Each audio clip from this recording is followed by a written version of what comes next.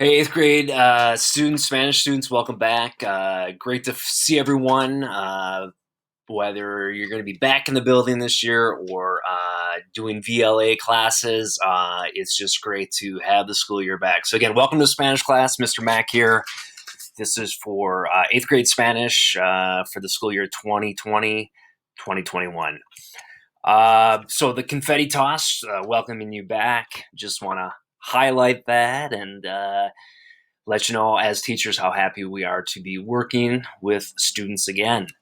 Again, so my name is Mr. McNamara, Spanish teacher and seventh grade world cultures teacher here at Lake Middle School. There is a telephone number to the classroom, 651-425-6557, if you need to give me a call to discuss curriculum, or if mom or dad, parent, has a question or concern. The WebEx username attachment, basically web link to WebEx for me is the sowashcode.webex.com/meet/WMCN AMA2. And then you can see in the green my email address for Lake Middle School. All right, so wanted to start out with an inspirational quote. Thinking about doing some organizing this summer at home with our basement and just getting some yard work done. And so Maya Angelou, if you don't like something, change it. If you can't change it, change your attitude. And going forward and with the school year, a positive attitude. Taking it little by little each day is going to be really important. Okay, so reasons to learn a language like Spanish, English, French, German, Russian, whichever language you're attempting to learn. There's some good reasons to do it. Number one, language learning enhances cultural intelligence and stimulates interest in global customs and traditions. In other words, if we can talk to people from around the world about the things they do regarding um, their food traditions, cuisine, or communication, or just sports they're into, if we can meet them in a common language, that's a wonderful way to interact with other people. Number two, promotes language learning promotes future career opportunities and aligns with university admission standards and expectations. So, in other words, if you are thinking about life after high school as you head to a career, the workforce, maybe a university setting, or some other type of post secondary education, having the ability to use another language, an additional language in a job setting or academic setting is something that would be proved to be very useful. Number three, language learning can lead to creative thinking, which creative thinking can be fun, it can be interesting, and it can help you solve problems and create new ideas or new ways of doing things. So we kind of want to celebrate creative thinking. Number four, promotes travel. When you can, with your schedule and just some of the things happening in the world right now, when it's safe to travel internationally, wonderful to take that opportunity, or just travel anywhere. Take a local field trip, travel to somewhere in Minnesota that you haven't been to. Number five, it's fun to study language. The reason being, I think it's fun to interact with other students in class. You have a chance to talk to other students. You have a chance to integrate technology. Uh, Studying Spanish will help you think about the English language in new ways, grammatically, and just how we use sentences to communicate, etc. All right. Had to do another inspirational quote. Nelson Mandela, absolutely wonderful. Do not judge me by my successes. Judge me by how many times I fell down and got back up again. So, in other words,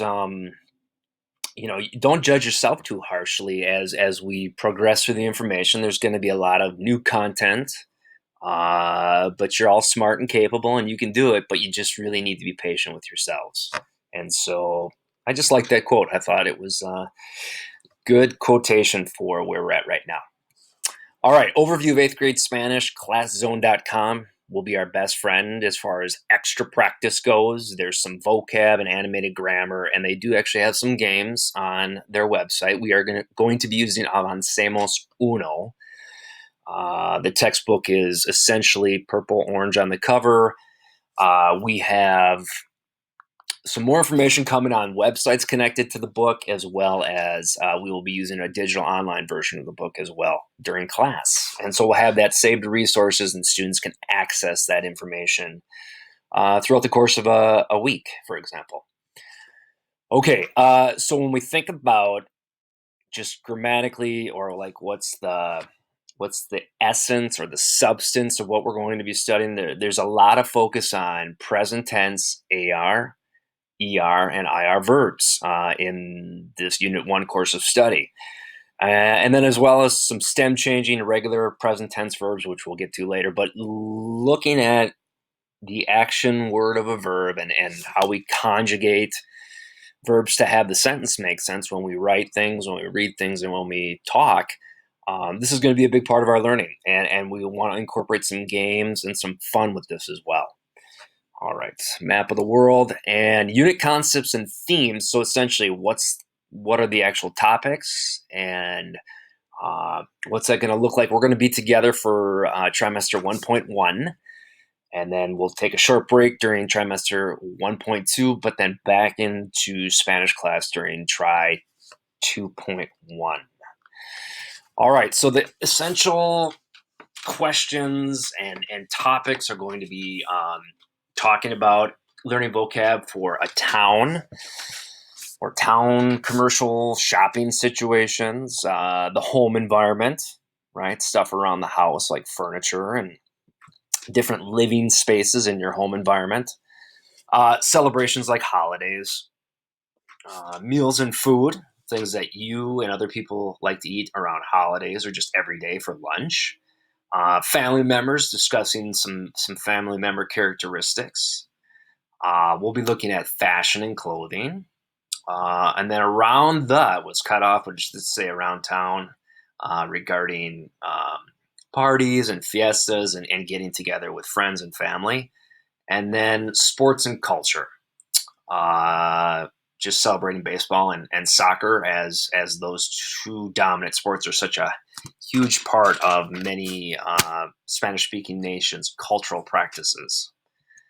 Okay, learning targets. So if we're going to look at how we do what we do and why we do what we do, again, the focal point starts with the Spanish present tense verbs and how we, conjugate, change, modify those verbs to have them grammatically work and make sense in various forms of communication, like talking sentences or writing things. And so we're going to do some reading and writing comprehension, which means you read some stuff in Spanish and you begin to understand and apply that learning and knowledge. Speaking with confidence, you should do that in English. You should do that in any language that you're utilizing or using. We're going to learn how to become more comfortable speaking solamente en la clase de español con muchas personas, right? And so we have to have this idea that we can do it, and we're going to get some practice doing it, and then hopefully have fun in the process. That's really part of the experience, is to enjoy this and to consider language study as you advance through your academic career. All right, using your Google Chromebook now, so we'll have that in just a second. Make a copy of the following Google Doc, and this should be in Schoology.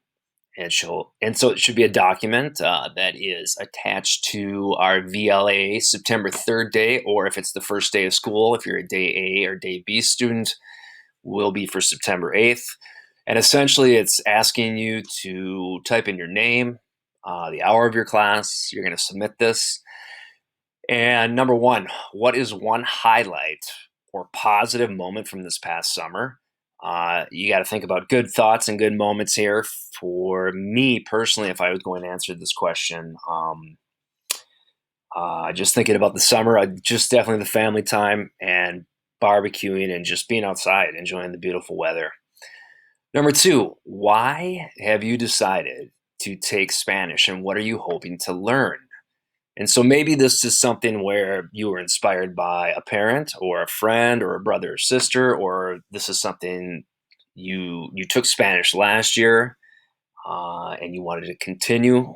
And so maybe there's a reason why you decided to be in Spanish class. Number three, did you take Spanish class last year, or is this your first year of Spanish? Excuse me. If possible, please describe that experience. So, in other words, if you took Spanish last year, what was the language learning like? How did it go for you? What changes would you make? Do you have any suggestions for us as teachers, etc.? And if you didn't, don't worry about it. Welcome to Spanish. Bienvenido a la clase de español. Vamos a empezar rápidamente. All right. Number four, give your opinion. How much time should you spend each day studying Spanish verbs and notes outside of class time? So, again, depending on your prior experience and knowledge, what do you need to do to practice, excuse me, to feel good about your language learning and your progress during the week? So, how much time should you spend daily? At some point during the day, looking at your flashcards for your vocab words, reviewing your notes, taking a look at your verb charts, etc. Just things like that to help you build your confidence and build your skill set. Excuse me. And number five, how many languages do you speak at home that got cut off? And then just saying gracias to everyone at the end here. Just a nice picture of our puppies at my house. And then again, I want to give Slides Carnival credit for the template. It was really fun to make this slideshow. All right, so 8th grade, at this time, we're going to get our Chromebooks going and start filling in or completing that text box with reflection questions. Please let me know if I can help. And again, welcome back. Great to see everybody.